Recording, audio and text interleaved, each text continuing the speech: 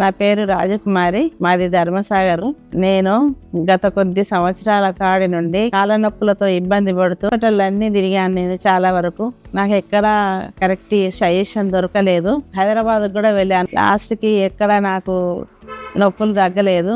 నాకు మా అల్లుడు గారు సుకేష్ రెడ్డి దగ్గరికి వెళ్ళండి అని సజెషన్ ఇచ్చాడు. అప్పుడు నేను అక్కడికి వెళ్ళాను. వెళ్తే సార్ అన్ని టెస్టులు చేశాడు, ఎక్స్రేలు తీశాడు. అమ్మ, నీకు మందులతో తగ్గదు, నువ్వు మందులు వేసుకుంటే ఇప్పుడే తగ్గిపోతుంది, తర్వాత మళ్ళీ వస్తుంది నీకు, నువ్వు ఆపరేషన్ కు ప్రిపేర్ అవుతా అంటే చెప్పండి అమ్మ అన్నారు. సరే అని నేను ప్రిపేర్ అయ్యి హాస్పిటల్కి వెళ్ళాను. సార్ ఆపరేషన్ కూడా ప్రిపేర్ చేశాడు. నాకు రోబోటిక్ ఆపరేషన్ చేశాడు. చాలా నొప్పులు కూడా తక్కువ ఉన్నాయి. 2 రోజులకి నన్ను నడిపించారు.